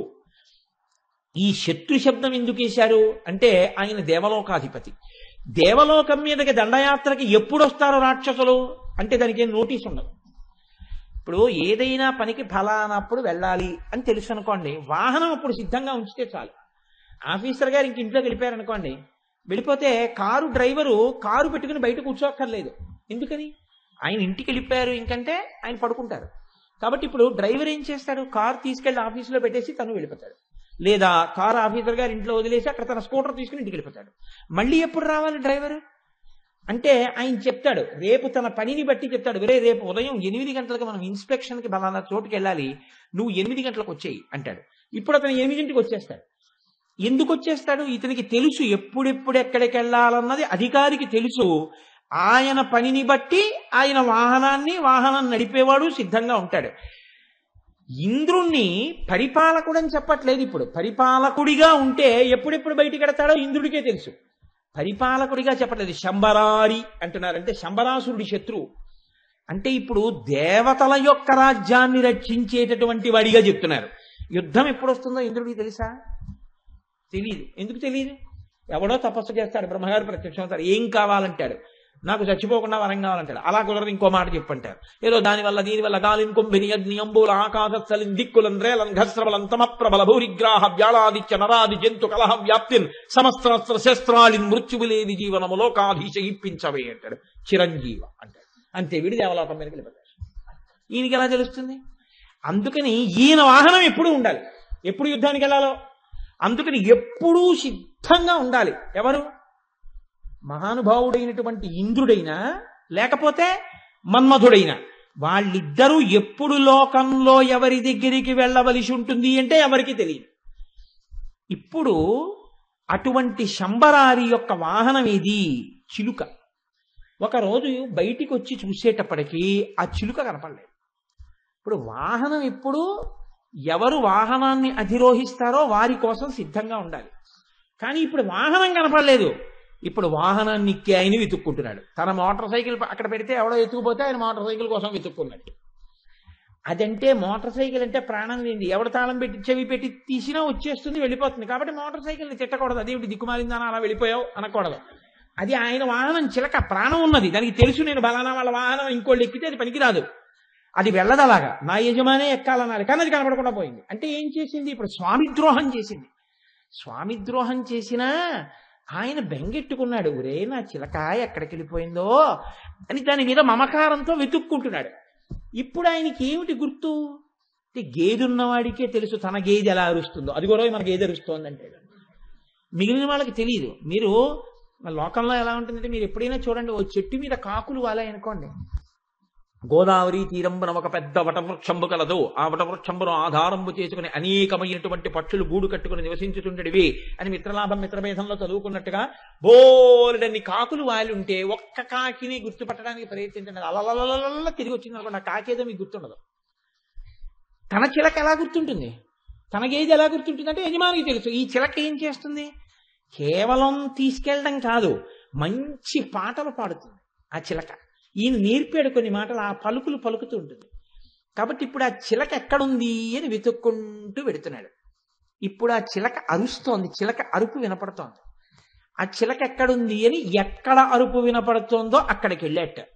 ఎక్కడ వినపడుతోంది ఆ చిలక అరుపు అంటే మోకశంకరులు అన్నారు, అమ్మ ఇక్కడి నుంచి వినపడుతోంది నీ కంఠంలోంచి అన్నారు. అంటే అమ్మవారి కంఠమాధుర్యం ఆ చిలక యొక్క మాధుర్యంలా ఉంటుంది. కాబట్టి ఇప్పుడు కంఠంలోంచి వినపడుతోంది. పెద్దవాళ్లతో వ్యవహారం, మీ ఇంట్లో కుక్క మీకన్నా తక్కువ వాడి ఇంట్లోకి వెళ్తే, మా కుక్క మీ ఇంట్లో ఉందని గేటు తీసుకుని లోపలికి వెళ్ళిపోయి హే జిమ్మీదా అని తెచ్చేసుకోవచ్చు. అది పెద్దవాళ్ళ ఇంట్లోకి వెళ్ళింది అనుకోండి, మీరు ఆ ఇంట్లోకి గబుక్కుని వెళ్ళిపోవడానికి ఉండదు. కాలింగ్ బెల్ పెట్టి బయట నించుంటే ఆయన అరగంట పోయాక వస్తాడు. ఏంటా అంటాడు, అయ్యా మా కుక్క లోపలికి వచ్చేసిందండి, మా కుక్కను తీసుకెళ్ళిపోతానంటే, మీ కుక్కని పెంచుకున్నవాడు కుక్కను జాగ్రత్తగా పెట్టుకోవడం నేర్చుకోవాలి, అంతేకాని మా ఇంటికి రావడండి మీ కుక్క ఇలా అంటాడు. అంటే అప్పుడు మీరు వెళ్ళి భయంగా కుక్కను తెచ్చుకుని బయటికి తెచ్చుకోవాలి. ఎందుకని పెద్దవాళ్లతో వ్యవహారం. తీరా మా కుక్క మీ ఇంట్లోకి వచ్చిందండి అన్న తర్వాత, మీ కుక్క మా ఇంట్లోకి ఎలా వస్తుంది? అలా వస్తే మా ఇంట్లో 8 కుక్కలు ఉన్నాయి, కరిచేస్తాయే అని ఆయన ఇలా అలా వెతికి, ఇదిగోనండి ఇదే మా కుక్క అనుకున్నాను అన్నారు అనుకోండి. అనుకున్నాను ఏమిటాయా, చూసుకుని రావాలి. మీ కుక్క మా ఇంట్లో ఎందుకుంటుంది, ఇంత గోడ గేటు ఉంటే? అంటే మీ కుక్కను మేము తెచ్చేసాం అనుకున్నావా అన్నాడు అనుకోండి, చాలా ఇబ్బంది. పెద్ద ఆయనతో వ్యవహారం అది, ఆయన మీద దొంగతనం కట్టినట్టు ఉంటుంది. అందుకని ఇప్పుడు అమ్మవారి కంఠంలోంచి తన చిలక అరుపులాగే వినిపిస్తోంది. కానీ అమ్మవారి దగ్గరికి వెళ్ళి, అమ్మ నా చిలక నీ కంఠంలో ఉందంటే, అంటే నీ చిలక తెచ్చి నా కంఠంలో పెట్టాను అనుకుంటావా ఉంటుంది. అందుకని ఎలా ఇప్పుడు తన చిలకో కాదో గుర్తుపట్టడం అంటే మూకశంకరులు అంటున్నారు, అమ్మా అప్పుడు తన చిలకో కాదో గుర్తుపట్టడానికి ఆయన ఓ చమత్కారం చేశాడు. చిలక ఎక్కడున్నా దానికి అలవాటు ఏమిటంటే దొండపండు ఉంటే దాన్ని కొరకడానికి వస్తుంది. అందుకని న్యస్తం అంటే ఏదో దాన్ని బయటికి తెప్పించడం కోసం ఒక మిషని పెట్టినట్టు ఒక ఎర్రటి దొండపండు తెచ్చి నీ పెదవిగా పెడితే దానికోసం చిలక పైకొస్తుంది అని పెడితే ఎలా ఉంటుందో లోపల ఉన్న చిలక కోసం పెట్టిన దొండపండులా నీ పెద ఉందమ్మా అన్నారు. అంటే ఇప్పుడు దొండపండు కోసం చిలక పైకి వచ్చింది అనుకోండి, తన చిలక అయితే ధైర్యంగా అమ్మ నా చిలకమ్మ పొరపాటున నీ కంఠంలోకి వచ్చేసింది, అమ్మ నా చిలక పట్టుకెళ్ళిపోతానంటే పట్టుకుపోతుంది. అంతేగాని నా చిలక లోపల ఉందమ్మా అంటే నోరు ముయ్యి అది నా చిలక నా కంఠం రా అందనుకోండి, అప్పుడు ఎలాగా చాలా ఇబ్బంది అండి. ఎందుకంటే అమ్మవారి చేతిలో ఎప్పుడూ ఓ చిలక ఉంటుంది. ఆ చిలకతో చెప్తున్నారు గమ్మత్తు. అందుకని అమ్మవారి దగ్గర ఓ చిలక ఉంది, శారదాదేవి దగ్గర చిలక ఉంటుంది. వారు వంబులు కులమసాములు మాకు కుమలయాక్షి చదలేటి బంగారు జలరుహంబుల తుండ్లు భోజనంబులు మాకు పువ్వుబోని సత్యలోకము దాక సకలలోకంబులు ఆటపట్టెలు మాకు అబ్జవదన భారతీదేవి ముంజేతి పలుక చిలుక సదయ గజయాన సద్బ్రహ్మచారి మాకు వేదశాస్త్ర పురాణాది విద్యలెల్లా తరుణీ నియాన ఘంటాపదంబు మాకు అంటుంది చిత్రనిలయంలో హంస. అందుకని భారతీదేవి ముంజేతి పలుక చిలుక సదయ గజయాన సద్బ్రహ్మచారి మాకు. మేము ఎవరితో ఆటలాడుకుంటామో తెలుసా?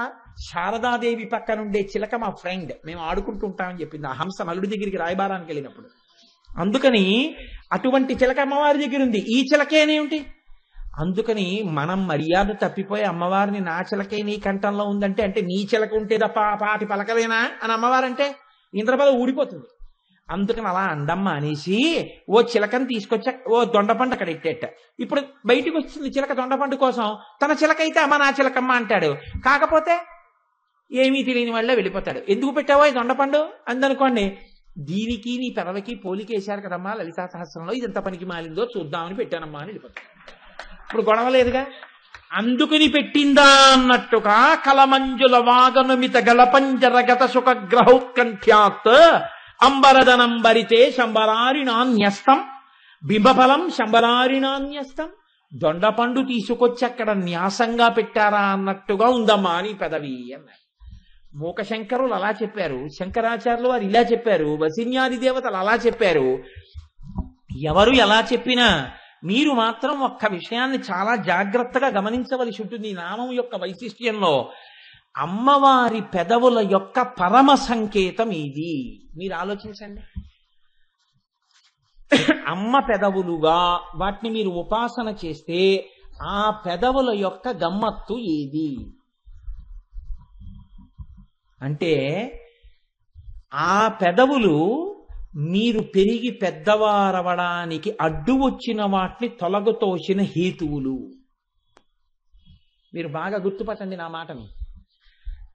ఒకడు నల్లగా పుట్టాడు, ఒంటి కంటితో పుట్టాడు, ఒక్కొక్క చేతికి 9 వేళ్లతో పుట్టాడు, చాలా చికాగ్గా ఉంటాడు, ఎప్పుడూ చర్మ వ్యాధి, ఎప్పుడూ ఒంటి నిండా గజ్జి. ఇప్పుడు ఈ పిల్లవాడు అమ్మకి బరువు అవుతాడని మీరు అనుకుంటున్నారా? అమ్మకి ఎప్పుడు బరువు కాడు. అమ్మ మాత్రం ఈ పిల్లాడిని ఒళ్ళో పడుకోబెట్టుకుని నా కన్నవాడే, నా కొండే, నా బంగారు తండ్రే అని ముద్దులెట్టుకుంటుంది. నేను దీనికి ఒక ప్రత్యక్ష సాక్ష్యం ఒకటి చూశానండి ఒకసారి జీవితంలో.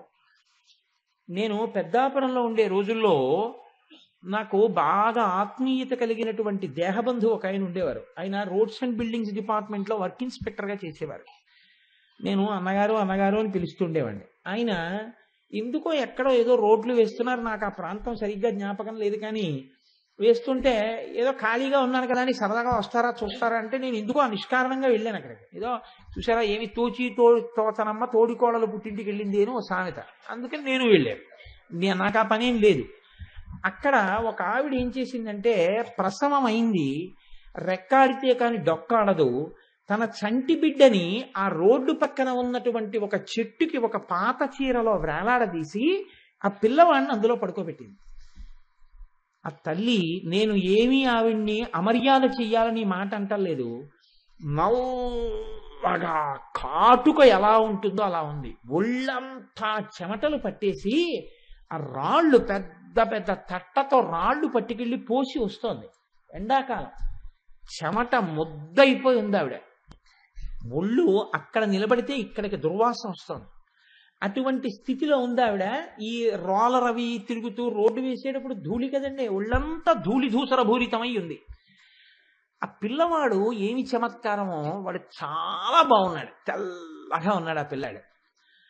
ఎలా ఉన్నా తల్లికి బిడ్డడేగా. అలా వెళ్ళిపోతూ అక్కడ ఒక కారు ఒకటి ఆగి ఆ చెట్టు కింద పలహారం చేయడం కోసం ఆ కారులో ఉన్న వాళ్ళు దిగి ఏదో ఆ పళ్ళు పలహారాలు అవి తీసుకుంటూ అందులో ఒక తల్లి ఈ ఉయ్యలలో ఉన్న పిల్లవాడిని చూసింది. చూసి ఎంత బాగున్నాడో ఈ పిల్లాడని తీసి ఆవిడ మహదైశ్వర్యవంతురాలు, మెరిసిపోతోంది, అన్ని ఆభరణాలు ధరించింది. ధరించి ఇప్పుడు ఆ పిల్లవాడిని తీసుకుని గుండెల మీద వేసుకుని సంతోషిస్తాను. నాకు తర్వాత తెలిసింది ఏంటి అంటే ఆవిడికి పిల్లలు లేరు. ఆవిడ ఆ పిల్లవాడిని గుండెల మీద వేసుకుని పొంగిపోతాడు. వాడు కయ్యోమని ఏడుస్తున్నాడు.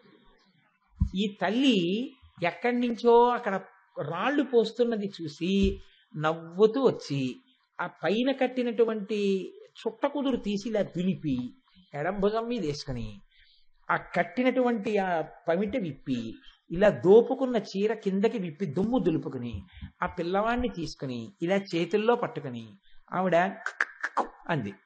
అనేటప్పటికి వాడు ఇంత బోసి నవ్వు నవ్వి ఆవిడ పాలిస్తే అంత చెమట వాసనతో ఉన్న శరీరంలోంచి స్రవించిన పాలు వాడు గడగడ గడగడ గడగడ తాగేసి నిద్రైపోయాడు.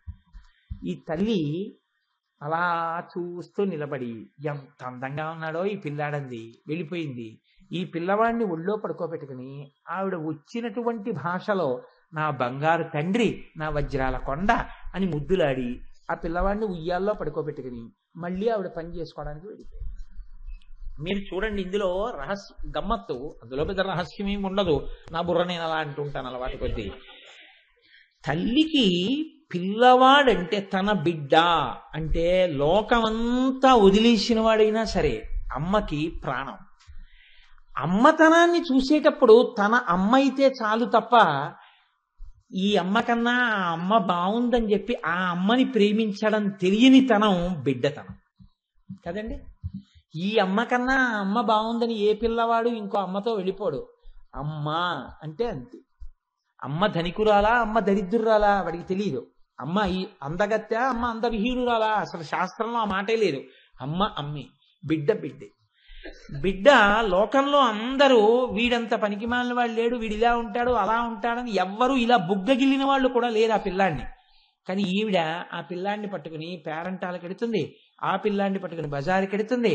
అందరూ పేరంటాలకు వచ్చిన మిగతా పిల్లలందరినీ చూసి వీడిని చూసి వీడేవిడు ఇలా ఉన్నాడని చెప్పేసి వాడిని వెటకారం ఆడిన ఆవిడ బెంగ పెట్టుకుని కళ్ళమ్మ నీళ్లు పెట్టుకుని వాడిని తీసుకొచ్చి నీకేం పర్వాలేదు నాన్న, వాళ్ళందరూ అలా అంటే అన్నారులే, నువ్వు నా వజ్రాల కొండవిరా, నువ్వు నా బంగారు తండ్రివిరా అని కళ్ళమ్మటి నీళ్లు పెట్టేసుకుని నువ్వు ఒకనాడు వృద్ధిలోకి వచ్చిన తర్వాత వీళ్ళందరూ నీ కాళ్ళ మీద పడతారులే నాన్న, తొక్కదేముందిరా ఒంటి మీద్ది, నీ మనసు బంగారం నాన్న, పార్వతీదేవి నలుపు, నారాయణుడు నలుపు, ఏది నలుపు కాదురా, లోకానికి నీళ్ళిచ్చేటటువంటి మేఘం నలుపు, అన్నీ నలుపు, తెలుపుగా ఉన్నవన్నీ కూడా ఓ పైకి తెల్లగా కనపడినవన్నీ గొప్పవేంటి, ఇంత మరకబడితే అసహ్యంగా అయిపోయేటటువంటి తెల్ల పంచ గొప్పదా, ఎన్ని అన్నిటినీ ఇంద్రియాలని పక్కన పెట్టి దీక్షావస్త్రంగా తీసుకున్న అయ్యప్ప స్వామి భక్తులు కట్టుకున్న నల్ల పంచ గొప్పదా, నువ్వు అయ్యప్ప స్వామి దీక్షితుడు కట్టుకున్న పంచలాంటి వాడివిరా నాన్న, వాళ్ళకేం తెలుసురా, భోగం అనుభవించడానికి వెళ్ళి విటుడు కట్టుకున్న తెల్ల పంచలాంటి వాళ్ళు రా వాళ్ళందరూ అని ఇంత కవిత్వం చెప్పేస్తున్నాడు. వీడు అసాధారణ ప్రజ్ఞాశాలి అయి వీడి అందం చూడ్డానికి ఏమి ఉండదు. అబ్దుల్ కలాం గారు అందం చూడడానికి ఏముంటుందండి, మధ్యపాపిడి తీసి ఇలా చూపితే ఇంత ఊట జుత్తు ఇక్కడ వరకు పిట్టంత మనిషి, ఏముంటుంది అందం ఆయన వస్తే. కానీ మీరు పేపర్లలో చూసుంటారు అబ్దుల్ కలాం గారు అలా నిలబడితే పిల్లలు కూడా ఇలా కెమెరాస్ పట్టుకుని నిలబడ్డారు. అబ్దుల్ కలాం గారిని చూడడానికి అంత ఎగబడతారు, లోపలి సౌందర్యం. ఇప్పుడు ఆ పిల్లవాడు అంత వాడయ్యాడు, ఆయనతో ఫోటోలు తీయించుకునేవాళ్ళు, ఆయన ఫోటోలు తీసుకునేవాళ్ళు, ఆయన దగ్గర చేశామన్న వాళ్ళు, ఆయనతో కలిసి ఉండేవాళ్ళు.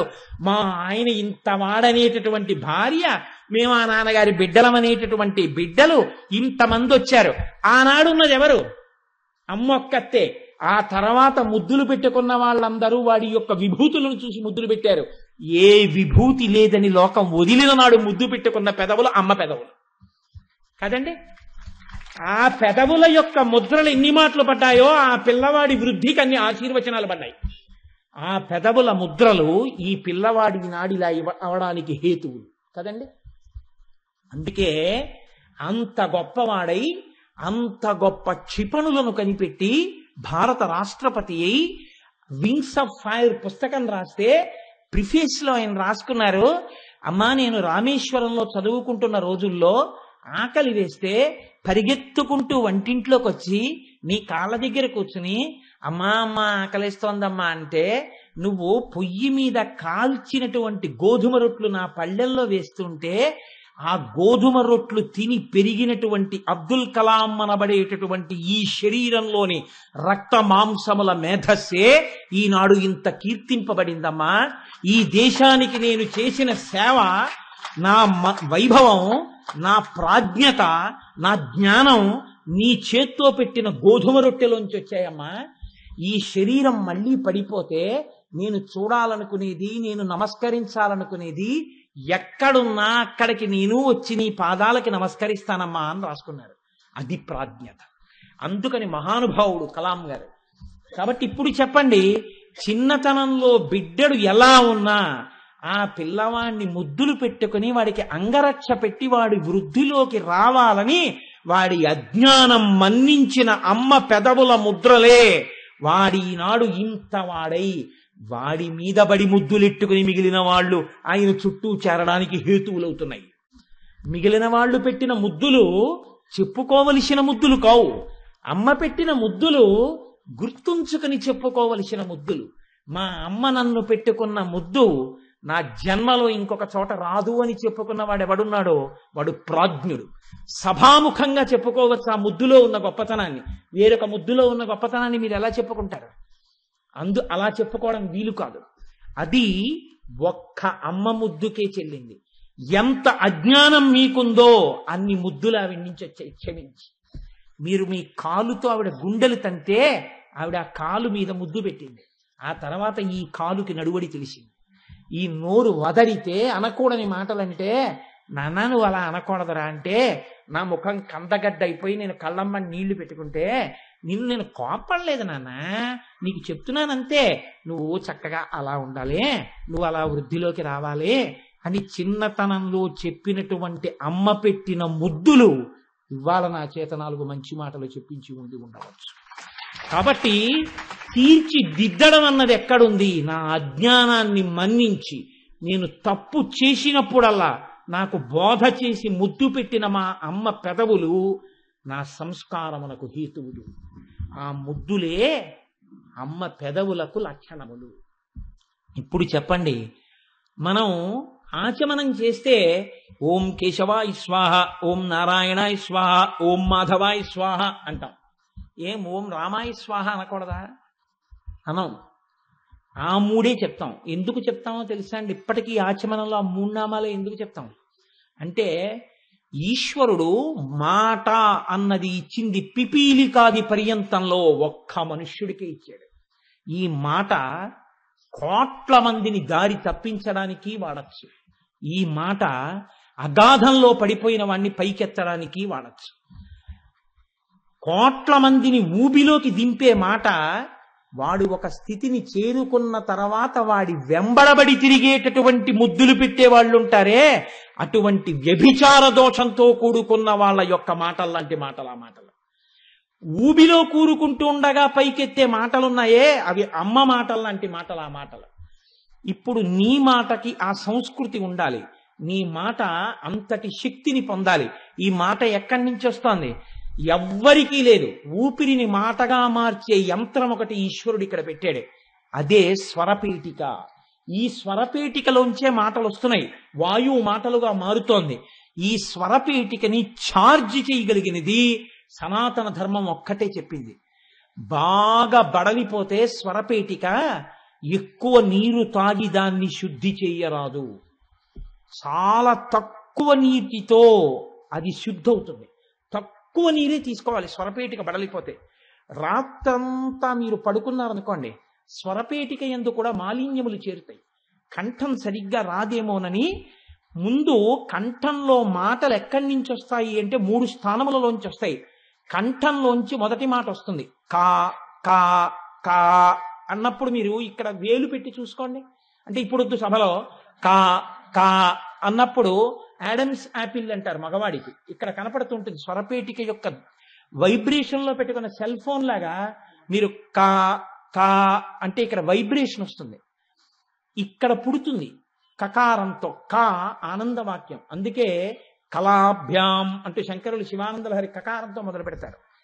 కా కా అన్నప్పుడు ఇక్కడ పుడుతున్నాయి మాటలు.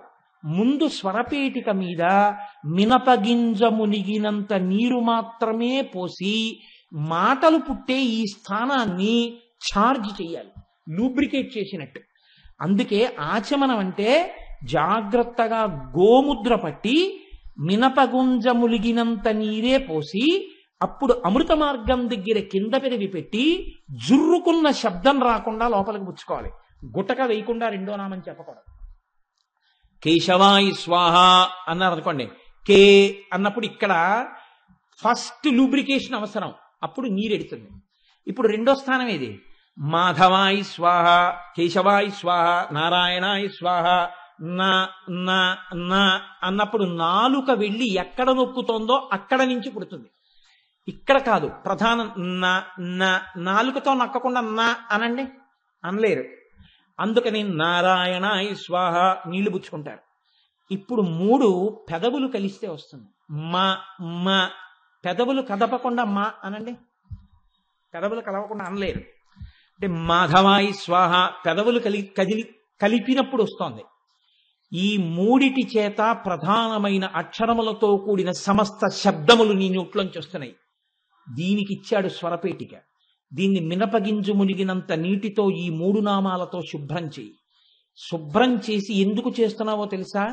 ఈ స్వరపేటికతో నువ్వు మాట్లాడిన ఏ మాట అయినా లోకాన్ని ఉద్ధరించడానికి, దిశానిర్దేశకత్వానికి పనికి రావాలి తప్ప ఒకడిని పాడి చేసే మాట మాట్లాడవద్దు. ఇది ఈశ్వరుడిచ్చాడని గుర్తుపెట్టుకో.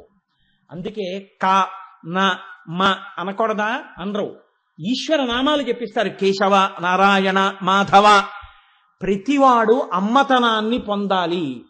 ఈ పెదవులు, ఈ మాటలు అమ్మ మాటలుగా, అమ్మ అకారం నుంచి ఛకారం వరకు ఆవిడే అయి ఉంటుంది. ఆవిడ అయినటువంటి అక్షరాలు ఏమున్నాయో అవి పలకడానికి అర్హత నీకిచ్చింది. ఈ పలికేటప్పుడు ఆ మాటలంతా పొందిగ్గా మాట్లాడు. అందుకే మాట అన్నది ఏ స్థాయిలో ఉన్న వాళ్ళనైనా ఉద్ధరిస్తుంది. అవతల వారి స్థాయిని బట్టి మీరు మాట్లాడి ఉద్ధరిస్తారు. అందుకే జగద్గురు శంకరాచార్యుల వారు మహాజ్ఞాని అయి అహం బ్రహ్మాస్మి స్థాయికి ఎదిగిన వారైనా యంత్రప్రతిష్ఠ చేశారు, దేవాలయాలు పునఃప్రతిష్ఠ చేశారు, కుంభాభిషేకాలు చేశారు. సామాన్యమైనటువంటి స్తోత్రాల దగ్గర నుంచి ప్రస్థానత్రయానికి భాష్యాల వరకు ఇచ్చారు. అంటే గురువు అన్నవాడి యొక్క లక్షణం ఏదై ఉండాలి? నేను కొంతమంది దగ్గరికి మాత్రమే వెళ్ళి మాట్లాడగలనన్నవాడు గురువు కానే కాడు. ఏ స్థాయిలో ఉన్నవాడి దగ్గర నుంచి అయినా సరే, ఏ స్థాయికి ఎదిగిన వాడి వరకైనా సరే, నీ మాట ఉద్ధరించేటట్టు నువ్వు మాట్లాడగలిగిన నాడే నువ్వు గురువు. గురువు అంటే మమేకమగుట. గురువు మడికట్టుకుని నేను ఎవ్వరితో కలవనని కూర్చుంటే, గురువే అసహ్యించుకుంటే, తల్లి అసహ్యించుకుంటే బిడ్డడు ఎలా వృద్ధిలోకి రాడో, గురువే అసహ్యించుకుంటే లోకమునకు మార్గం ఏర్పడదు. అందుకే చంద్రశేఖర పరమాచార్య స్వామి ఆసేతు హిమాచల పర్యంతము పాదచారి అయి పర్యటించారు. నా తండ్రి ఆనాడలా పర్యటించి ఉండకపోతే, లోకంలో ఎక్కడెక్కడ ఎవరెవరు ఏ స్థాయిలో ఉన్నారో వారికి ఆ మాటలు చెప్పి ఉండకపోతే ఇవాళ జాతికి ఆ మాటలు ఎక్కడి నుంచి వస్తాయి? పరమాచార్యుల వారి శరీరం వెళ్ళిపోయి ఉండవచ్చు, కానీ ఏ స్థాయిలో ఉన్న వాళ్ళకైనా అమ్మ మాటలు, అమ్మ వెళ్ళిపోయినా పిల్లవాడికి నాభీబంధం తెగిపోయినా హృదయబంధం ఉండిపోయినట్టు పరమాచార్య స్వామి వారి శరీరం ఇవాళ లేకపోయినా పరమాచార్యుల వారి అనుగ్రహ భాషణాలు మనని నిలబెట్టేస్తూనే ఉన్నాయి, అన్ని స్థాయిల్లో ఉన్న వాళ్ళని ఉద్ధరిస్తున్నాయి. ఇది పెదవుల యొక్క రహస్యం. చూడండి, పరమాచార్య ఒక సభలోకి వెడితే ఎందరో వచ్చి డబ్బులు ఇచ్చేవాళ్ళు, పళ్ళిచ్చేవాళ్ళు, బట్టలు పెట్టేవాళ్ళు, అన్నీ విని పరమాచార్యుల వారు అన్నారు, నేను ఒక పేద సన్యాసిని, సర్వసంగ పరిత్యాగిని, కాషాయం కట్టుకున్నవాణ్ణి. నేను అడగకపోయినా మీరు డబ్బు పెడుతున్నారు, బంగారం పెడుతున్నారు, బిల్వదళాలు పెడుతున్నారు, పళ్ళు పెడుతున్నారు. ఈ పేద సన్యాసి కోరినది మీరు ఇవ్వగలరా? మీరందరూ ఇవ్వగలిగింది నేను అడుగుతాను, నాకు ఇస్తారా అని అడిగారు. తప్పకుండా ఇస్తాం, మీరు అడిగితే ఇవ్వకపోవడం ఏమిటి? ఆయన అన్నారు, మీరు జీవించి ఉన్న నాళ్ళు మీ ప్రతిరోజు జీవితంలో 2 నిమిషాలు నాది కాదు పరమాచార్యుల వారికి దానం చేసేసానని నాకు వదిలిపెట్టేయగలరా? వదిలిపెట్టేస్తాం, 2 నిమిషాలే కదా. ఇప్పుడు మీ ప్రతిరోజులో 2 నిమిషాలు నావి, ఏ 2 నిమిషాలైనా సరే అవి నాకు ఇచ్చారు కాబట్టి నా ఇష్టం వచ్చినట్టు వాడాలి. ఆ 2 నిమిషాలు మీరు రామనామం చెప్తూ మీరు జీవించండి. ఇప్పుడు చెప్పండి, బతికున్న నాళ్ళు రామనామం 2 నిమిషాలు చెప్పినవాడు వాడు ధన్యత పొందాడా? పరమాచార్యుల వారు ధన్యుడవడానికి అడిగారా? చెప్పినవాడు ధన్యుడవడానికి ఇచ్చారు. అది అమ్మ పెదవులు, అవి అమ్మ మాటలు. అవి ఎలా ఉంటాయో తెలుసా అండి? అమ్మ అనుగ్రహంతో పుడతారు వాళ్ళు కారణ జన్ములు. వాళ్ళందుకే వాళ్ళకి పాఠాలు ఎక్కడి నుంచో రావు. అమ్మ ప్రథమ గురువు అయినట్టే భావనయే అమ్మ. వాళ్ళు ఇక్కడి నుంచి లోకమంతా ఒకలా చూస్తే వాళ్ళు ఒక్కళ్ళు ఒకలా చూస్తారు. ఈ చూడ్డంలోనే వాళ్ళు మహాపురుషులు అవుతారు. ఇంగ్లీష్ లో ఒక ప్రొవెర్బ్ ఉంది, 2 men look through the same bars, one at the stars and one at the mud. ఇద్దరూ ఒక్క అద్దంలోంచే చూస్తున్నారు. ఒకడు ఆకాశంలో నక్షత్రాలు చూస్తున్నాడు, ఒకడు బురద వంక చూస్తున్నాడు. అంతే, చూసే దృష్టిని బట్టి. మీకు నేను ఒక ఉదాహరణ చెప్తాను. చంద్రశేఖర పరమాచార్య స్వామి వారు చిన్నతనంలో మహానుభావుడు ఒక ఇంట్లో వారు ఉన్నటువంటి సందులో పెద్ద గడబిడ అవుతోంది. ఆ ఇంటి వారు తాళం వేసుకుని ఎక్కడికో వెళ్ళారు. దొంగలు దూరారు, పట్టుకుందామని చెప్పి ఆ సందులో ఉన్న వాళ్ళందరూ లేచి, ఇదేమిటి దొంగ ఇంత అల్లరి చేస్తున్నాడు, లోపల గిన్నెలన్నీ పడేస్తున్నాడని కర్రలు పట్టుకున్నారు, బడితలు పట్టుకున్నారు. జాగ్రత్తగా మారుతాళంతో తాళం తీశారు. తాళం తీసి తలుపులు తీస్తే ఆ ఇంట్లో దూరినటువంటి ఒక పిల్లి పాకం తయారు చేసినటువంటి ఇరుకుమూతి కలిగిన పాత్రలోకి పాకం కోసమని మెడపెట్టింది. మెడపెడితే పైకి తీసుకోవడం రాలేదు, పాకం నాకేసింది. కళ్ళు కనపడక కంగారెత్తిపోయి పరిగెడుతుంటే ఇప్పుడు ఆ ముఖానికి పట్టుకున్న చెంబు బిందెల్ని గిన్నెల్ని కొడుతోంది. ఇది చప్పుళ్ళు. ఇప్పుడు ఈ పిల్లిని పట్టుకున్నారు. పట్టుకుని దాన్ని ఒక గుంజకేసి కట్టి ముఖానికి ఉన్నటువంటి పాత్ర లాగేశారు. అందరితో పాటే ఈ పిల్లవాడు కూడా చూశాడు. అందరూ దిక్కుమాల పిల్లి ఇంట్లో దూరిందనుకుని పడుకున్నారు. పడుకుని నిద్ర పట్టని వ్యక్తి ఒక్కడే, ఒక పిల్లవాడు ఆలోచించాడు. మనుష్యుడు జీవితంలో ప్రతి దాని మీద ఆశ పెంచుకొని తలదూర్చిన వాడికి ఈ పిల్లికి ఏం తేడా అని. ప్రతి దాని మీద ఆశతో తలదూర్చిన వాడు కళ్ళు కనపడక ఇలాగే కొట్టుకుంటున్నాడు. అన్ని ఆశలు వదులుకొని ఈశ్వరుణ్ణి నమ్ముకున్నవాడు హాయిగా సుఖంగా ఉండగలుగుతున్నాడు. ఇదే భగవాన్ రమణులు అంటారు. రమణులు ఒకసారి ఏదో పుస్తకం చదువుతుంటే ఒక వ్యక్తి నిలబడ్డాడు. ఎందుకు వచ్చావు ఈ మాత్రం దానికి, వెళ్ళావు అని అరుస్తున్నారు. రమణులు తలెత్తి అడిగారు, ఏమి, ఎందుకు అరుస్తున్నారు, ఏం కావాలి అతనికి అని అడిగారు. కడుపు కాలిపోతోందయ్యా, పట్టెడన్నం పెట్టించండి అన్నాడు. అంటే రమణులు అన్నారు, వెంటనే ఇతన్ని తీసుకెళ్ళి అన్నం పెట్టించండి అన్నారు. అతన్ని రా అని తీసుకెడుతున్నారు. రమణులు కళ్ళతోడు తీసి పక్కన పెట్టన్నారు, వాడు ఏమీ లేనివాడు కాబట్టి వాడికి పట్టెడన్నంతో తృప్తి. అన్నీ ఉన్నవాడికి చాలా ఆశలు, వాడికి తృప్తిని ఇవ్వలేవు. చూశావా? కౌపీనవంత ఖలు భాగ్యవంత.